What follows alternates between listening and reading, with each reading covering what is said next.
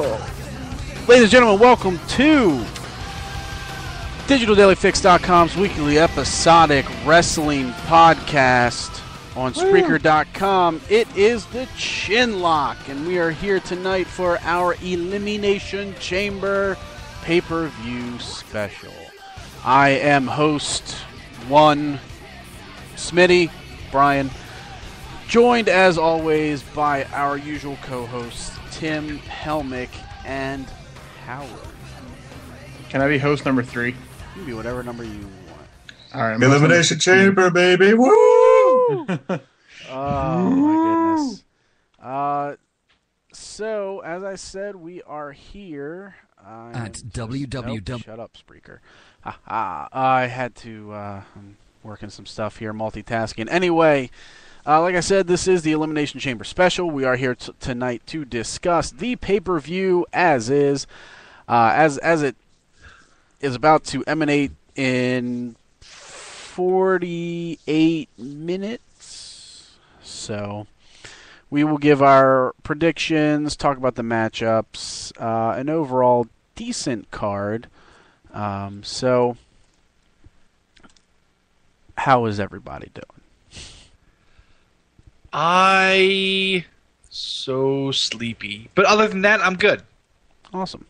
I think I've been playing too much of Namco X Capcom. My thumb hurts.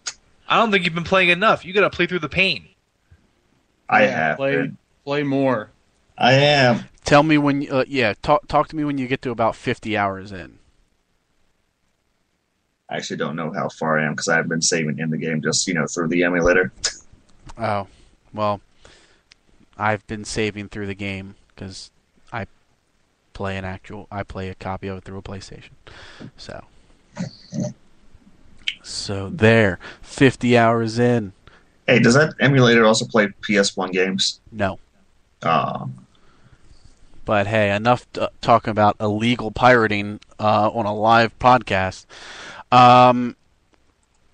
So let's just get this ball rolling. What you got for us, Tim? What? I have plenty of news.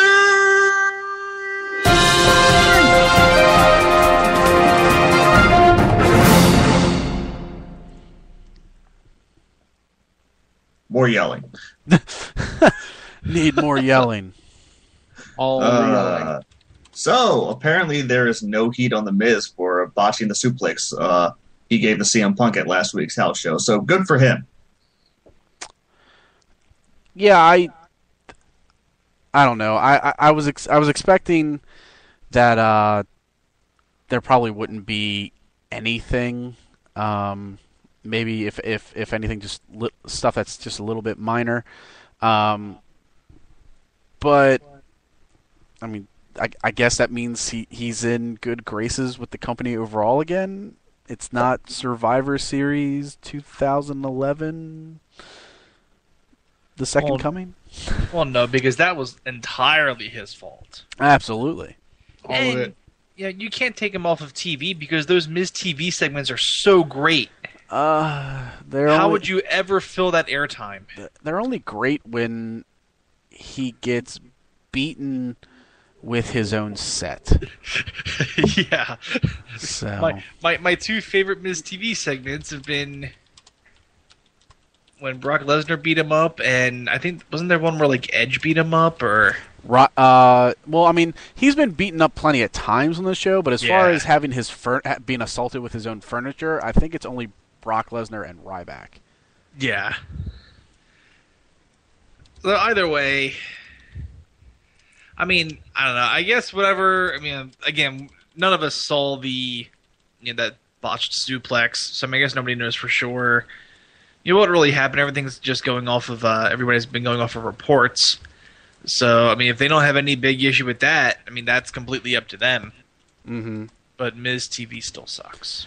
Yeah, it's still. I mean, I don't hate the Miz himself. I'm fine with his face turn so far, but whether he's heel or face, that segment is friggin' terrible.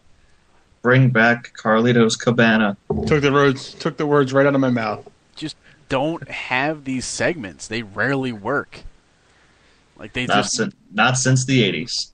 Yeah, Piper's Pit was one of the best ones, and the barber shop, Brother Love. I was gonna say you had the Love Shack. I couldn't remember what Brother Love's segment was called.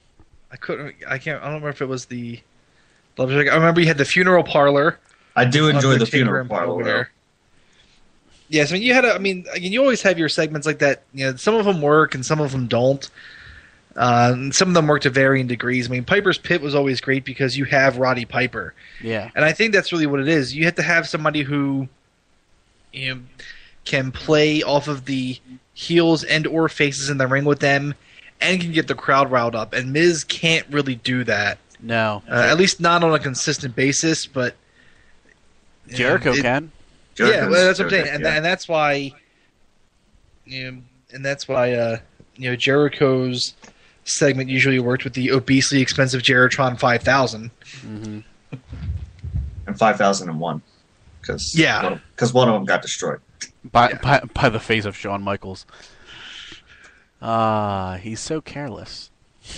Yeah. So drunk on God, he stumbled and fell face first right into a Jeritron. Jeritron should have moved out of the way. Well, I mean, he should have known better after God no-showed his tag match. Yep, that's why he'll never be booked again. I'm just saying. What else do we got, Timothy? Former world champion and current WWE announcer JBL is preparing for his climb on Aconcagua. I'll probably mispronounce that. The third mountain in his climb for the Seven Summits. So in a few weeks, he'll probably be taking time off to go climb that mountain. So good for him. Be prepared for Matt Striker. I'm assuming. Don't quote me on that. Wait, Matt Striker for what? To be Josh Matthews' play-by-play announcer. Are you sure? No, I'm not. I'm just throwing that out there. I mean, I don't know. They seem to not enjoy his commentary when he was on there, having every other commentator make fun of him repeatedly. Though, hey, if they want to do that, I'm okay with that. If they just want to bury him, Yeah, well, he's the new Joey Styles, where all the other announcers just talk trash about him and make him look stupid. Yeah, but Joey Styles didn't deserve it. No. Oh, believe me, I'm not saying that Matt Striker is some good announcer or great announcer or anything. I know Timothy and I were talking about this. I would love to see them move William Regal up for even just a few weeks. However long JBL is going to be gone. What is he going to be gone for? Wait, I'm missing something. I'm sorry, I missed something. If JBL is going to be out climbing that's his next right. mountain. That's right, his mountain. Okay. You're probably going to be looking at at least 1 or 2 weeks with him being gone. Or you would just let Josh Matthews run the whole show. Solo, let him pull a Joey Styles. Yeah, he can do it. You know who I would like to see him do commentary with him? Road Dogg. That would be awesome. I could see that. That could work. I'd be down with it. I like it. I just want them to bring back Are You Serious? I don't want that to go away. None of us do. Yeah. It's a travesty. If it goes away for real, it's a crime against wrestling fans. I mean, what? So Kaz may have spoiled Lockdown this year, as he went on Twitter to talk about how, there may be only 1 or 2 actual lethal Lockdown matches instead of the entire pay-per-view taking place inside of a steel cage. But, things can change in the time frame, but it's not really confirmed whether or not, the entire pay-per-view will be inside of a cage. Yeah, I guess I'm of two minds about this, because I've never liked the idea of having an entire pay-per-view in a cage, because I think the cage gimmick just gets worn out, and by the end of the night, if you're having guys like, Sting and, like Sting and Jeff Jarrett, or guys who've been in those matches in the past, they can't do as much as somebody like a AJ Styles and the Daniels. But Lockdown's also their biggest pay-per-view every year. Like, that draws more buys than anything else. So I think... Do you think it's because of the cage gimmick, or what? I think it is. I mean, that's the only explanation I can think of, because Lockdown's usually not even their best show. It's typically not even their best, 5 pay-per-views every year, but it's always done their biggest pay-per-view numbers. Mm-hmm. So my guess is because of the show. Yeah, and if that's still going to be their highest selling pay-per-view after that electrified cage match, that show, I guess, is bulletproof. They can probably do whatever they want to it. Yeah. I mean, if they really are going to take the focus away from having every match in a cage, and it's still going to be headlined by like a Lethal Lockdown, maybe just call it Lethal Lockdown. Like I'd be okay with that. just call the pay-per-view itself Lethal Lockdown. I mean, to their credit, to their credit, sorry, I'm getting distracted because I'm trying a new thing by using. I might as well let anybody know who's listening. If you're listening and you're on Twitter, if you follow us at Digital Daily Fix, I'm kind of trying to do something with listeners. Maybe if anyone listens live, the whole 3 of you. So if anybody wants to post questions or whatever, or just make snide comments and tell us how much we suck, by all means, please do so. So I'm kind of, as I saw our name pop up from somebody tweeting, I got distracted.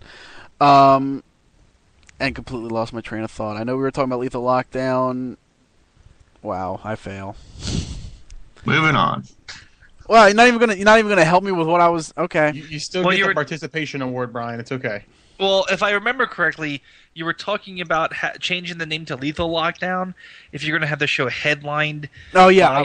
By a Lethal Lockdown match and refereed by Jay Lethal. Yes. No, I wasn't saying that. You were. No, I wasn't. Now I remember what I was getting to, because I was going from that unto, that for the most part, TNA as a company, as a business, has been making sound decisions by putting Impact on the road, limiting the amount of pay-per-views, even though I kind of find it weird that they're doing some of those recorded pay-per-views. They're cheap, and they run for a month long, so I guess in that regard, it's not that bad of a decision. It's not like saying that we're going to do a recorded pay-per-view and we're only going to show it one night and try to treat it like a pay-per-view.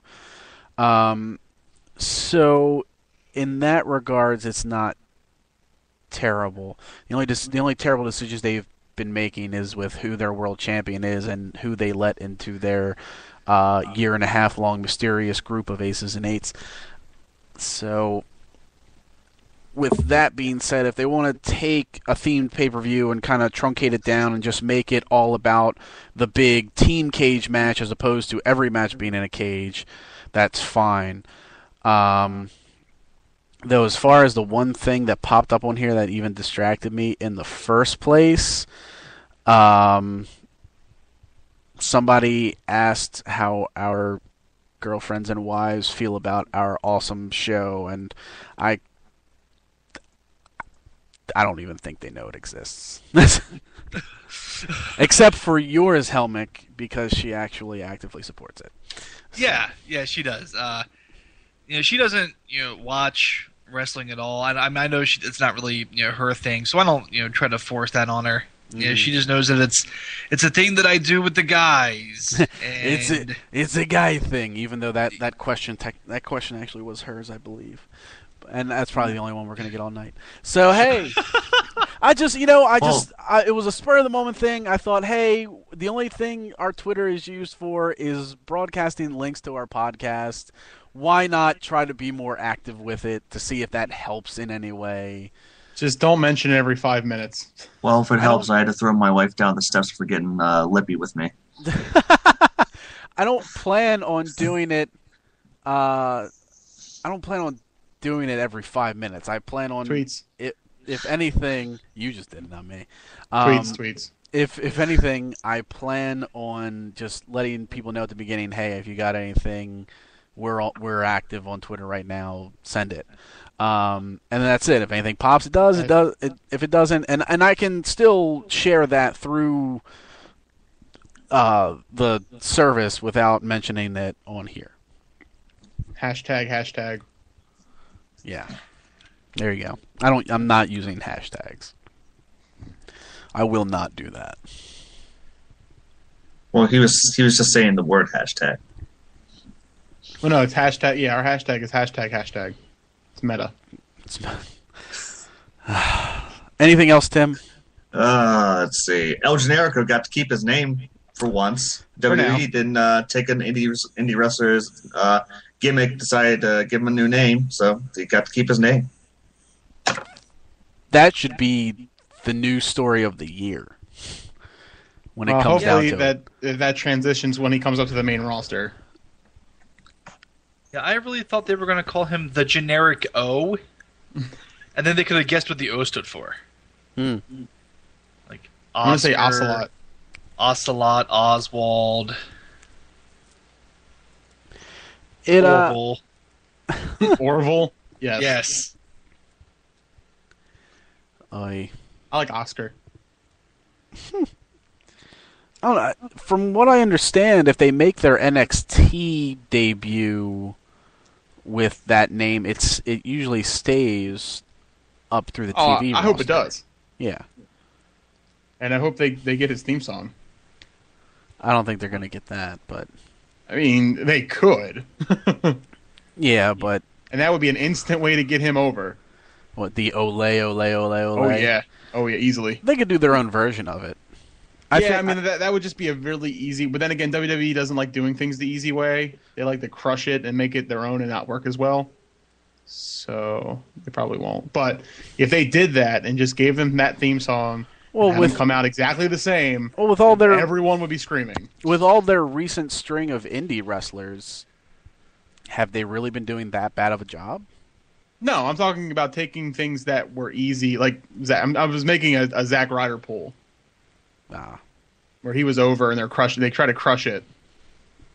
All I'm saying is, if they didn't try, they crushed it. They came out the same as he does in ROH. It would instantly get him over with the fans. Instantly. Oh, the Olay thing would get him obscenely over, and I would expect to hear a Jim Johnston version of that theme, or just something to use the Olay, so that he can do it. I mean, I think they realize that as well. I'm just wondering who it was in the WWE that said, when we hire him, he needs to stay El Generico. I'm gonna go with Triple H. You think it was Triple H, or do you think it was maybe like somebody like CM Punk? CM Punk saying like, "Hey, if you sign that guy, if you make him anything but El Generico, he's not going to work." Column A, column B. Yeah, like it just sounds to me like something that Punk would maybe push for. He probably told Triple H listened and said, "You know what? You're probably right." Yeah. So, because though part of me would be curious to see what would they do with him. Pair him up with Scotty Goldman. Scotty Goldman. Make him the ginger that he truly is. Or tag him with El Local. Well, in his debut, he actually accompanied Brodus Clay to the ring for a match against NXT wrestler Conor O'Brien. I really don't want him on TV with fucking Brodus Clay. I know, really but don't. I'm just saying this. I think they'll bring him. I think they'll pair him with like Del Rio or Sin Cara. Yeah. I think he. I mean, I guess maybe initially. I mean, I think he'd be fine. Off. I think he'd be fine on his own. Once you get the ole stuff and everything else, I think it'll work out just fine. So it'll be interesting. I'm also curious if he actually signed over the rights to his gimmick to WWE, because usually when they use your name, it means they own it now. So it'll be interesting. They buy it, they use it, they fire him, and they put it on someone else. Yeah. Sin Cara, you're now El Generico. Congratulations. That would be funny to me. Maybe just me. Anything else? Since we're sitting here in silence. Apparently, the Take-Two has decided to retain all employees of Ukes and THQ that have worked on the WWE games, and will be joining the 2K games when the entire deal gets finalized. When the license gets finalized. There was somebody on here that said they should do that, and I know it wasn't me. I'm pretty sure it was Howard. Okay. Couldn't remember if it was Howard or you, but I know somebody said right away, like, I hope that they keep the THQ guys because it would make for an easier transition. And, wisely enough, they did. It might have been me. I don't know. Part of me kind of wishes they didn't bring Ukes. Am I the only one?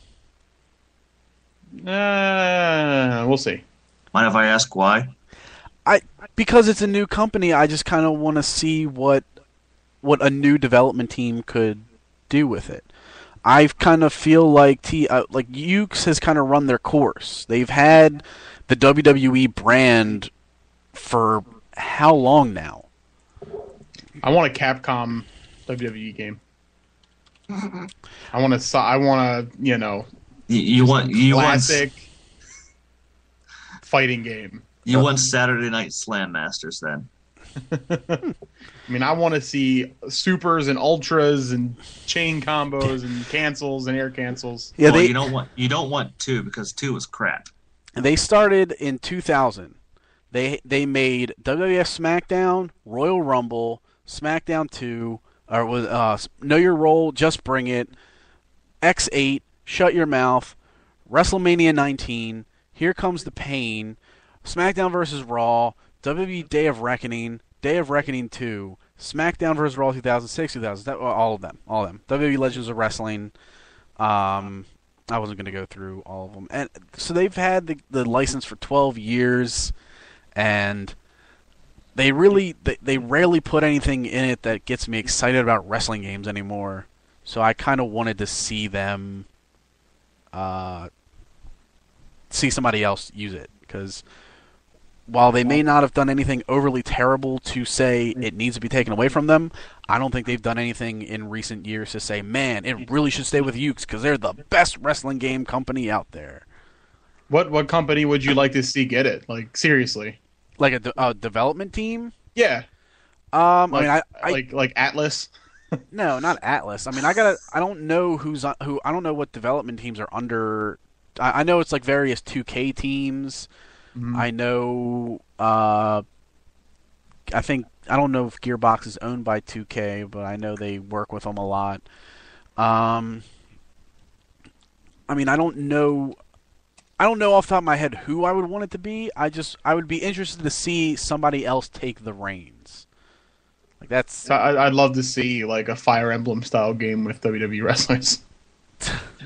I mean, I would like to see a company do that. I mean, it's been a while since somebody took the WWE license and said, okay, what else can we make with WWE characters? I would buy a WWE RPG. Like just I don't know if you would or not. I don't know if you would because there's a little game on the Game Boy called WWE Revenge, and your goal in that game was to save Stephanie McMahon because she was kidnapped by the higher power. That's Betrayal. Betrayal. I'm sorry. And I played that. I have that game. That's a side-scrolling beat 'em up. Okay. Yeah. All I know is that I want like a Japanese RPG. Oh, it was awful. I have it. It's great. I would just I'm kind of in the same boat with Howard of like I would like to see a turn-based Japanese RPG where you have Steve Austin in your party and you select the Stone Cold Stunner. That's it as an attack. That's his ultra attack. Yeah. You can select. I just think that would be ridiculous and different, and I think people would buy it. Because it has the WWE logo on it. Yeah, but not like as a $60 game. No, it had to be like a mobile game, not a mobile, handheld or like a downloadable game. Yeah. Like a little side project. I think that would be neat. or just just something different other than just like a realistic wrestling game. Just something they have plenty of interesting characters that they could bring over into all kinds of different genres. I think it would be neat to just give it a try. Mm-hmm. Yeah, it's certainly even another side-scrolling beat 'em up that just another just something different. It than can't be a bigger WWE failure. 13, 14, 15, 16. Yeah, it can't be a bigger failure than Tout. Oh, well, at least they only put $5 million into it. That's true. I guess that's good. Hey, tout it out. I'll be sure to do that. Anything else, Tim? Nope. Nope. Okay. That wasn't that much news, Tim. So that's fine. I mean, it's a pay-per-view the pre-show starting on YouTube for anybody who's interested.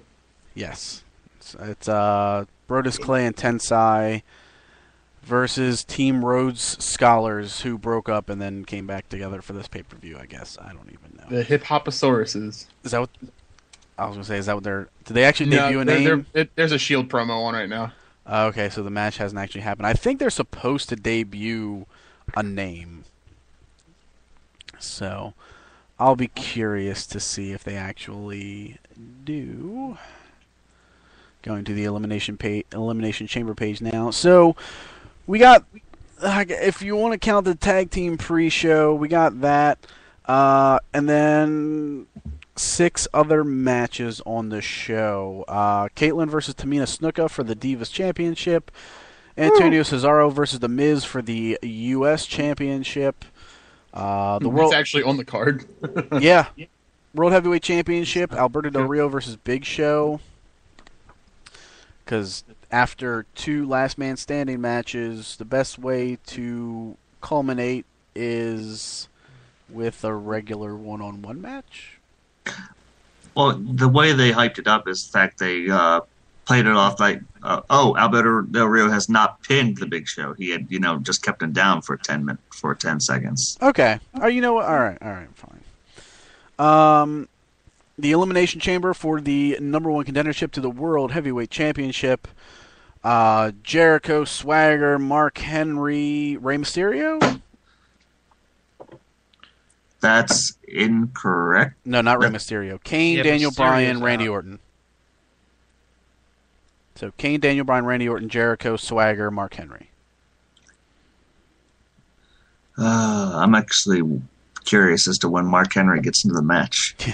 John Cena, Ryback, and Sheamus versus The Shield in a regular 6-man tag, or to be announced later tonight as a Elimination Chamber. I don't know. There's been conflicting rumors all night. Actually, all past 2 weeks, so we'll see what happens.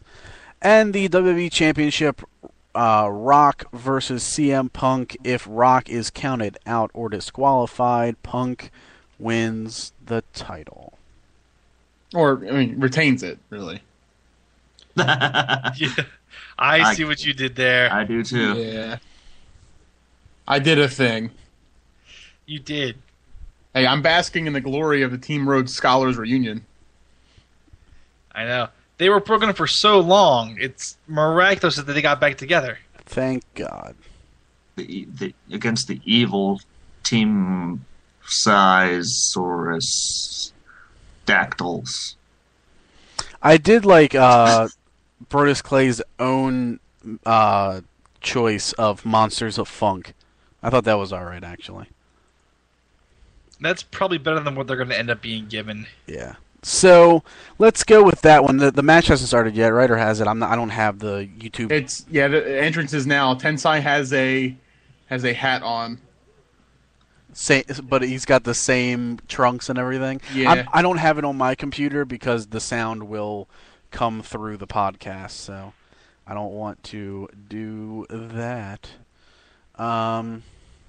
Yeah, standard entrance. Tensai doesn't really look happy to be there, but he's wearing a hat. Like he's wearing like a I'm trying to think what that hat is called. I can't remember. Well, thank God he's wearing a hat. Yeah, but that's the only difference. Yeah. So let's get prediction for that out of the way. Rhodes Scholars, Brodus Clay, and Tensai. Is there anyone not picking Brodus Clay and Tensai? No. No. Right now, Damian Funk is on a Sandow roll. and Coda. Funk is on a roll, or at least will be tonight. As of right now, Coda Rhodes and Damian Sandow are dead in the water. Well, I mean, I know they initially broke up for solo stuff. Yeah, So- and the only thing those guys have been doing since then just being getting killed in singles matches. So, and this reunion's been announced as a one night only reunion, and they're not even on the main card. Yeah, So, because they're only getting singles matches against like John Cena and Randy Orton, oh yeah, which that's a great way to bolster their individual careers. So, yep. so do you think this whole Tensai Brodus Clay team up was intentional from the beginning, or do you think that it spawned just from the reaction of Tensai dancing with Funk? That. Yeah, that second thing. I don't know. I think it's a combination of both because I think what happens is when they try to get a big guy over as a monster and it fails, they always eventually go the comedy route. It's their last ditch effort. Mm-hmm. So, and I think they were hoping for it, and if it went over, it would have been fine. If it got over or got the crowd to react, they would try pairing them up. But if not, they would probably just have those guys feud with Tensai ending up in funny, precarious situations every week. Yeah. Well, it actually started a couple months ago back at the Slammies where Hit and Santino were doing, the funny moments of the year where he did a Shockmaster coming out of the coming out that's onto the true. stage. So, kind of started then. Yeah. I mean, I just feel Tensai kind of failed not because of the monster gimmick, just because of the weird way they tied in his Japanese career. Yeah, and they didn't give Sakamoto enough airtime. You're right. I think really think that's what Absolutely held right. him back. The lack of Sakamoto.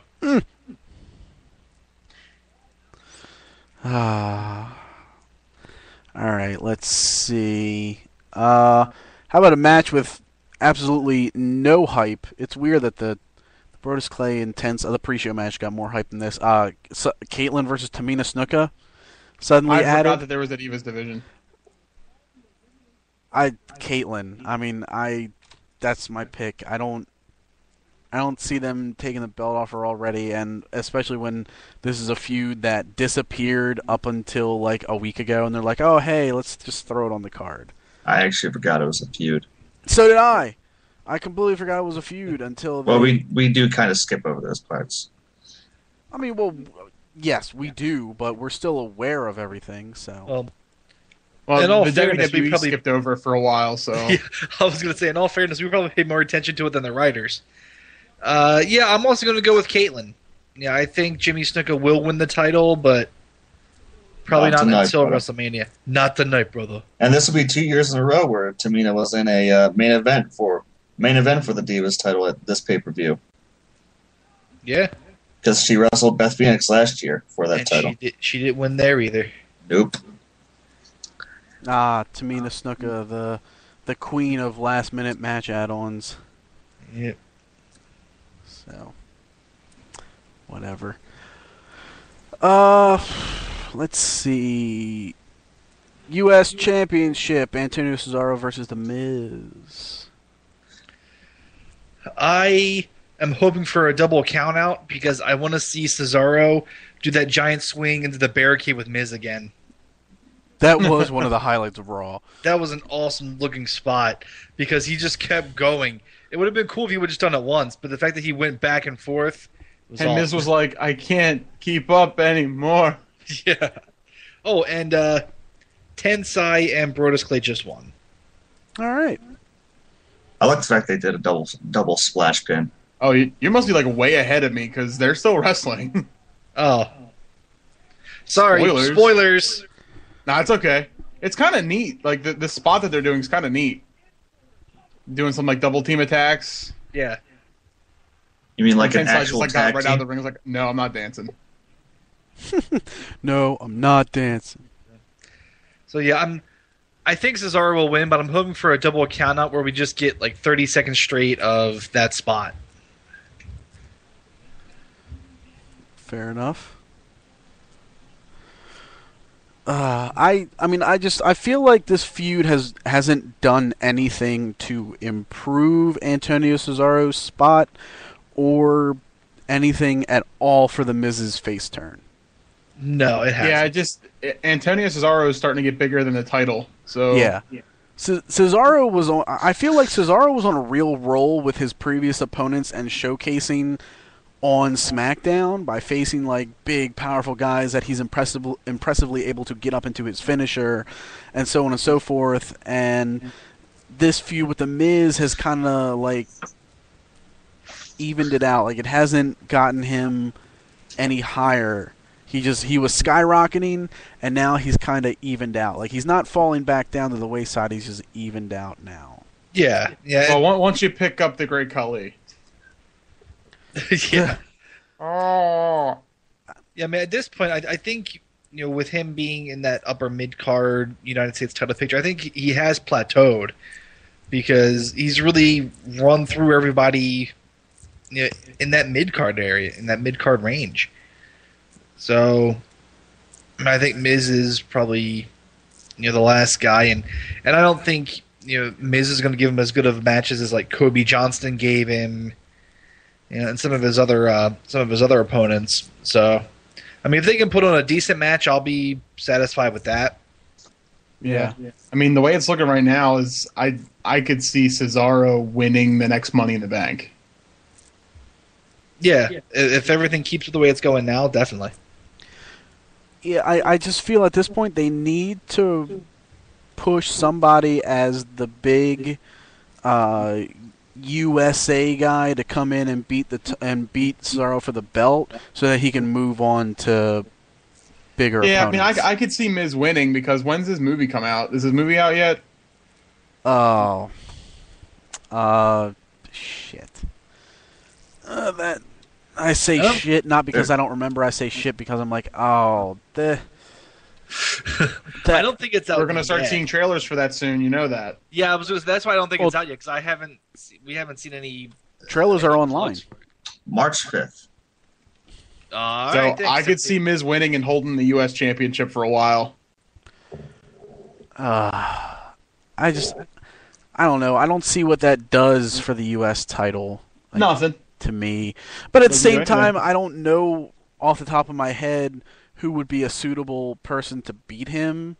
Unfortunately, it's not Jack Swagger right now. Yeah, I mean, we were talking about bringing him in, which, compared to like what we thought of compared to what they are doing, I'm actually okay with it. I'm okay with the direction they're going with him and giving him Dutch Mantel.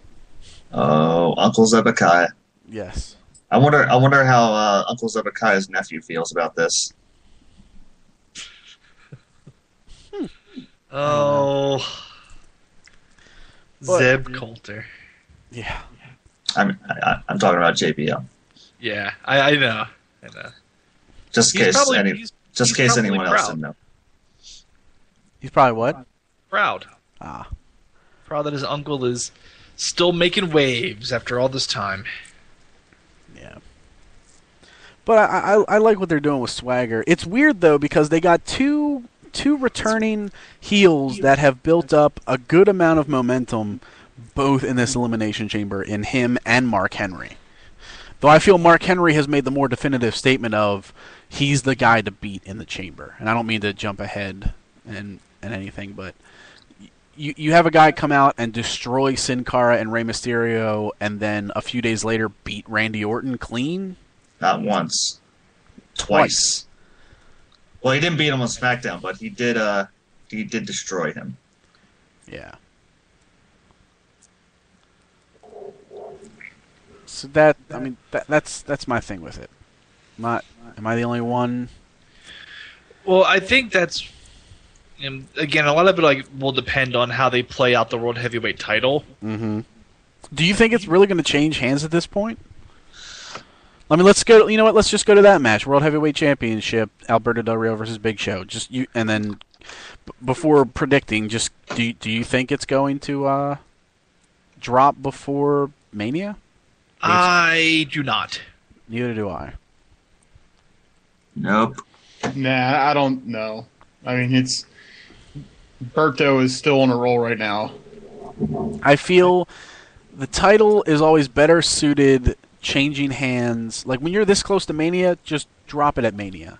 That's where it will have the most eyes on it and get the most reaction. You have it drop now to somebody that then goes on to Mania and retains, or goes on to Mania and drops it. I think it loses a bit of momentum. Yeah, I agree. And that's why, well, are we predicting the World Heavyweight title match? Yeah, I think it's Del Rio.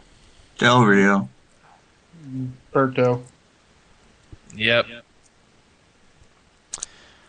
All right. Well, then let's go to the chamber match. How do you feel? How do you feel these participants have been represented as far as legitimacy? Like, Well, Mark Henry. yeah, we already talked about Mark Henry. He came back out of nowhere and just started beating the shit out of everybody. Jack Swagger also. Yeah. So let's before we give a prediction, let's go through what like legitimate shots based on what they've done on TV from when they earned the spot to now. What do you think Daniel Bryan's legitimate shot is at being the winner of this chamber match? 0. Slim, unfortunately. I would give him about a 7% chance. What do you think Gotta about? be different, don't you? Yep, that's a me. I mean, they've given him some decent wins, but it seems like that they're still too focused on Team Hell No to break one of them away into the main event picture of one of the singles belts. Yeah. Which is why I also don't give Kane much of a shot either. So, If anything, I could see the elimination of one leading to the elimination of the other. Yeah, I thought they were. That's what I'm thinking. They're going to do something kind of like what they did at the Rumble, where one will eliminate the other and then cause the other one to be eliminated as a result. Yeah. What do you think Jericho's shot at winning this is? I would say pretty good. So you think there's a good chance of Jericho versus Del Rio at WrestleMania? There is, but I would say his chances would be better compared to Daniel Bryan and Kane and Randy Orton.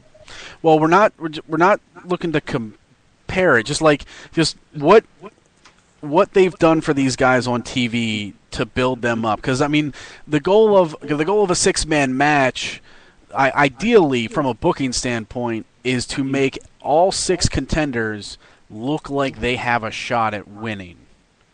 So I just want to get people's opinions on how they feel the WWE has done in making these guys look like they have a shot at winning this. Not your personal opinion, not based on how they've done for years, just from when they were announced in the chamber leading up, because that's the main focus of making these guys legitimate contenders in this match. I hope no one heard that. Oh, I heard it. Everyone heard that. Yeah, you think. Everyone. Thing is, it's on the other side of the room. Well, I Well, heard. I think with Jericho, I mean, he beat Daniel Bryan, but he hasn't won any other matches since he's been back.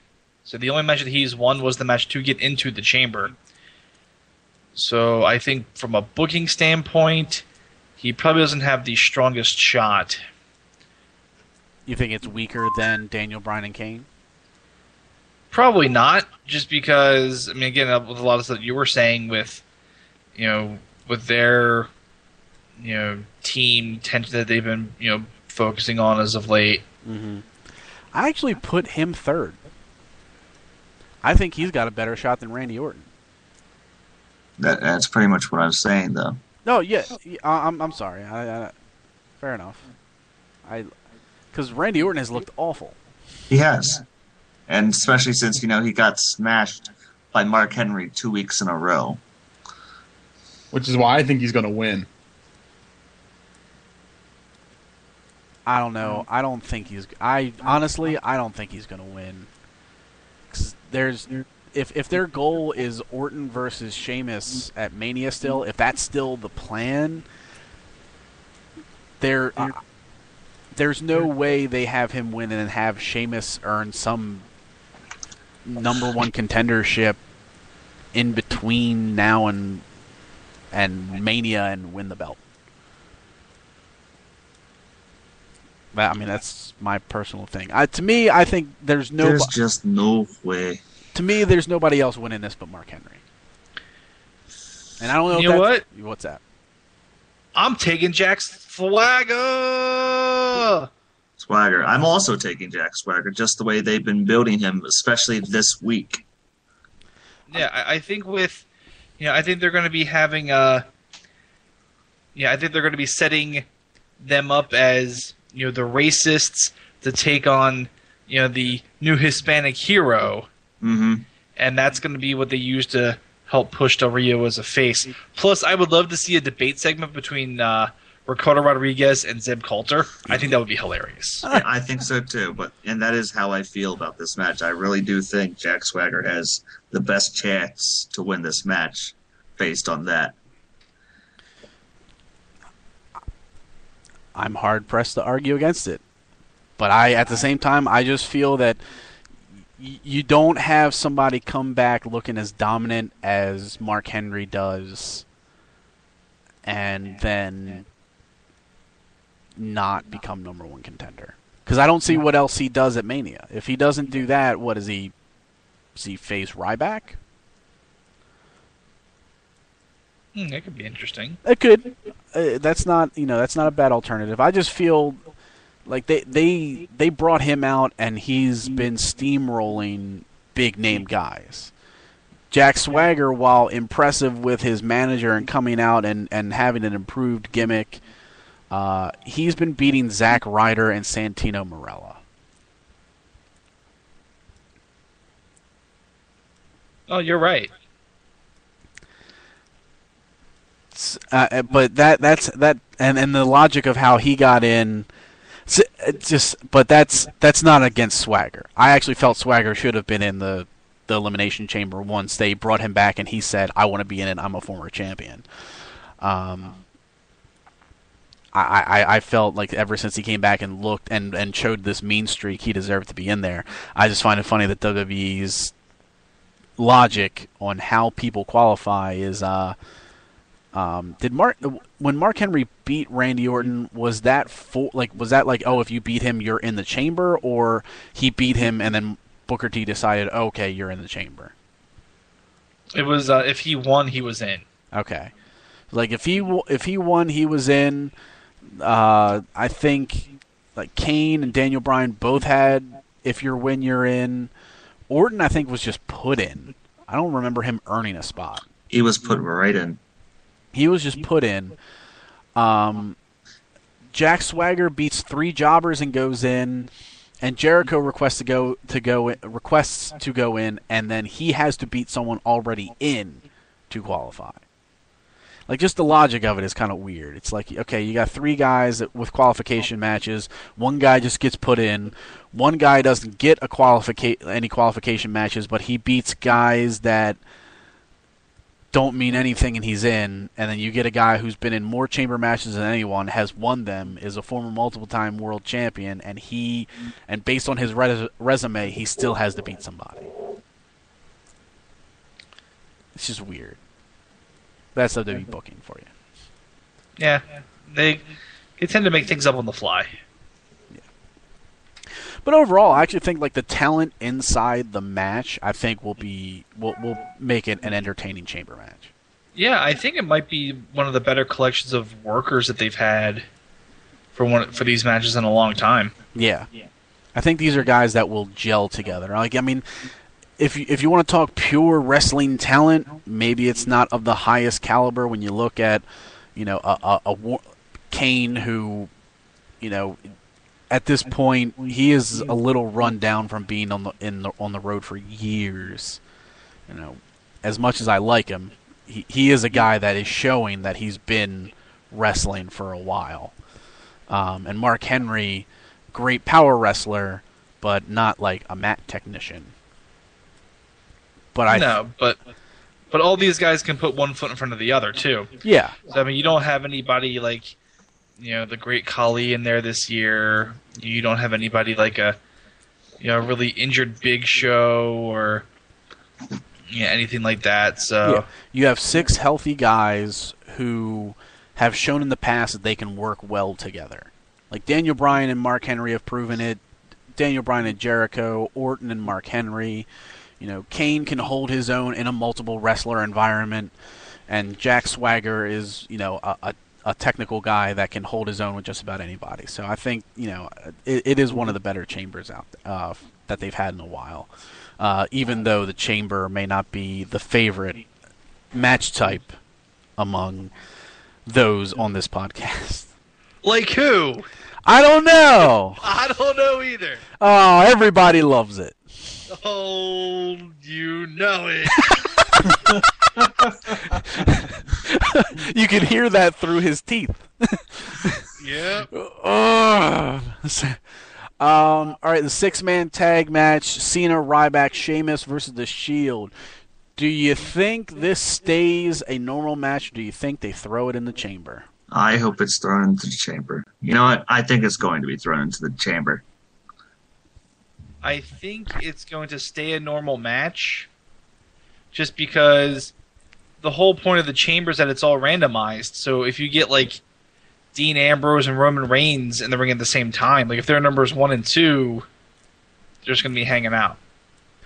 Well, they've said that the rumor, the reports have been that if they had done it in the chamber, it would have been War Games style, where the countdown is to release a random member of like it'll start out with a member of each team.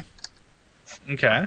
And then it'll randomize from there. So it could be like 2 straight times. It could be the Shield, and it could produce a 3-on-1 scenario where they're beating the hell out of John Cena or Sheamus or whatever until the cavalry arrives in the other countdowns. So. Yeah. I just think that if they were going to do that, they would have advertised it before the day of the show. Yeah. What if it's a regular match and then it can't be contained and then they throw it in the chamber? That would be even more better. Yeah. It would be all the better. All the betters. I'm just wondering if these rumors every year of some sort of War Games match taking place is just started by internet fans hoping it's true, or is the WWE actually thinking about doing it and just change their minds? If they change their minds, why? I think Vince puts out that rumor so he can laugh at all the internet fans every year. I got you again. Because to me, I feel like that's a match that's easily marketable. Like in Elimination Chamber, you market the Shield versus John Cena, Ryback, and Sheamus in a 6-man tag Elimination Chamber match. I mean, why have 6 guys going against each other at the Elimination Chamber pay-per-view in a normal match? Because that's why. Well, who's he to argue with that? Yeah, exactly. But I mean, outside of them putting together a match like this, I like the idea if they're going to do it in the future, where the Elimination Chamber, where there will only be one chamber match, and it will be to decide the number 1 contender of whatever belt isn't chosen, and then keep the actual title matches out of the chamber. I actually kind of like that idea. Yeah. Or if you want 1 year, why not put the tag titles on the line in the chamber and do 3 tag teams? Well, you have to find 3 tag teams. Tag teams will never, ever going to get that much attention, to be given that type of a spot on the pay-per-view. I would like to see it. I think it would be really new and interesting, but Yeah, I don't foresee them doing that. Yeah. Fair enough. So let's see. Well, for the actually, just to go back to the chamber real quick, I know we got everybody's right. I know Tim and Helmick, you both said Swagger. I said Mark Henry, and Howard, you officially stated it was Randy Orton. I'm going to go with Orton, just to be different. Okay, that's fine. I just want to make sure. So then for Shield versus John Cena, Ryback, and Sheamus, what do we got?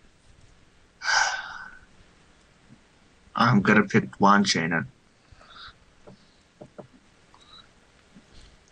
I guess I'm also going to pick Cena. But this is the hardest match for me to predict, though.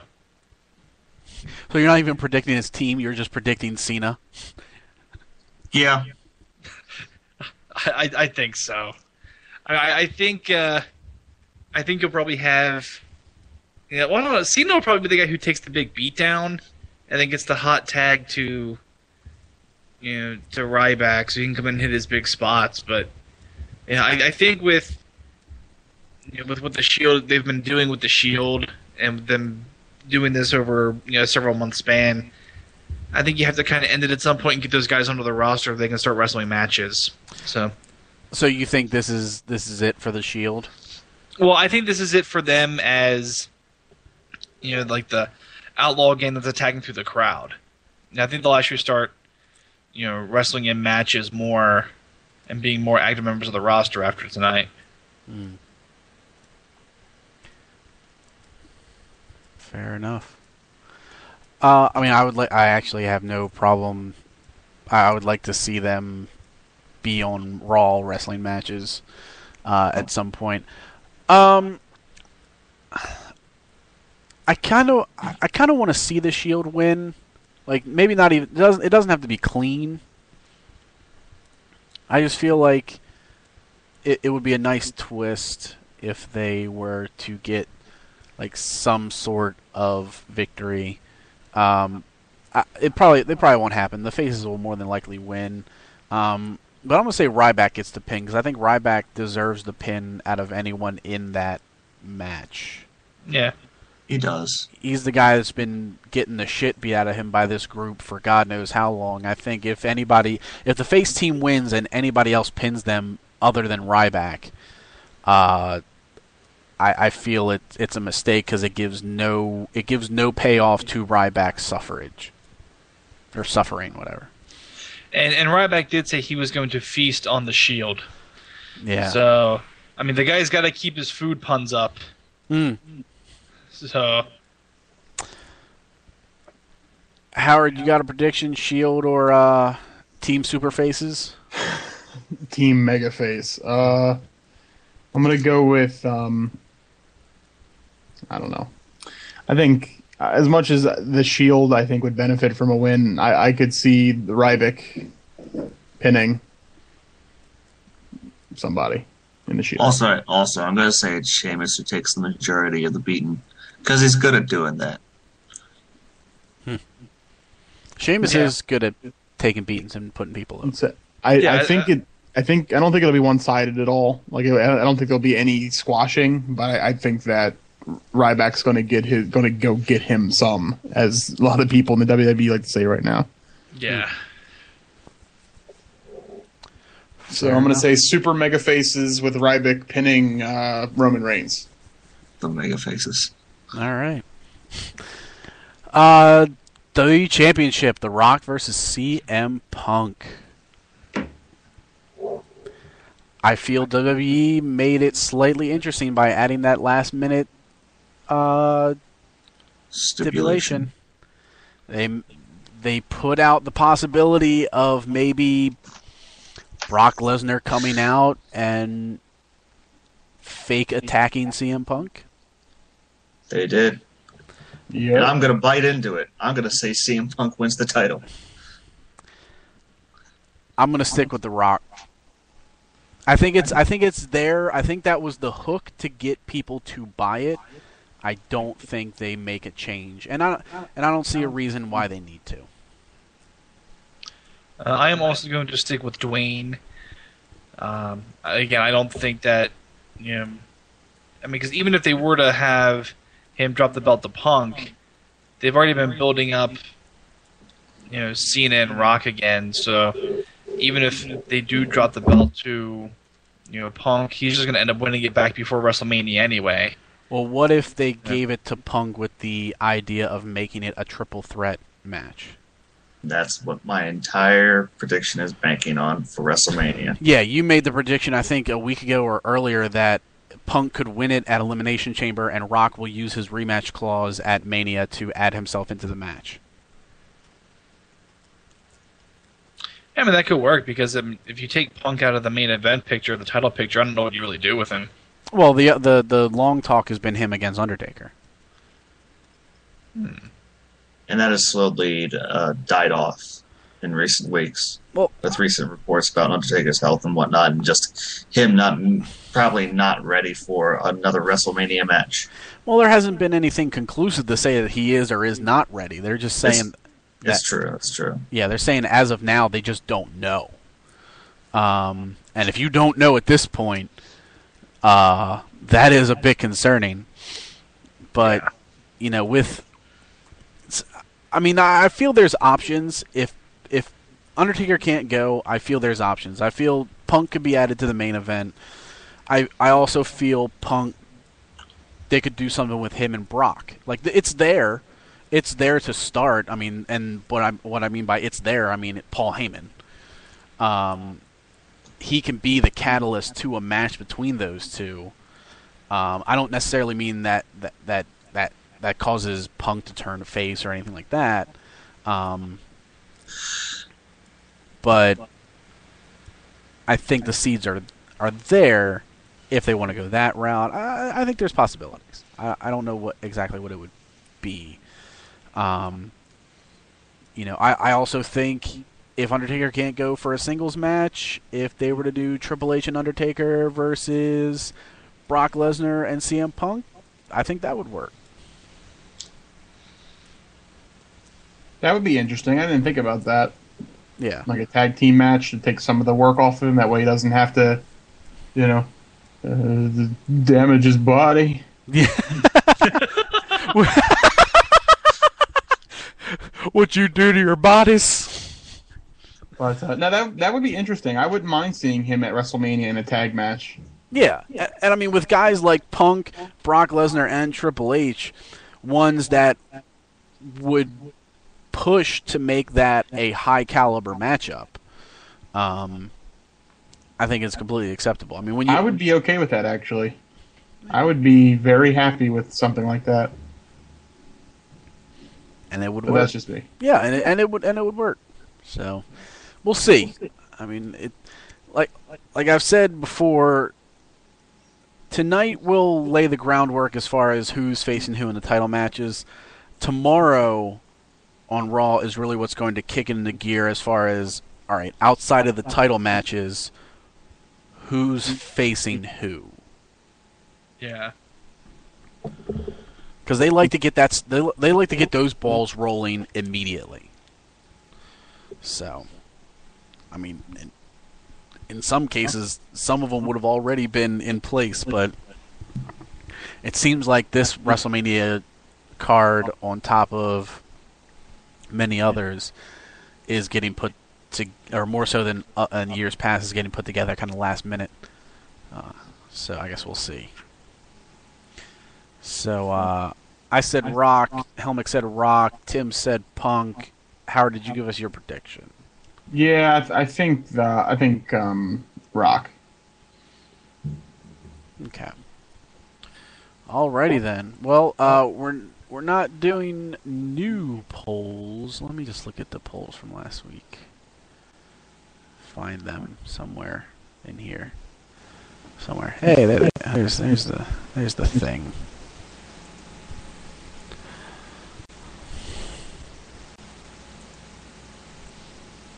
Wow. You know what? We're not even going over these polls. Let's just say that everything I voted for won.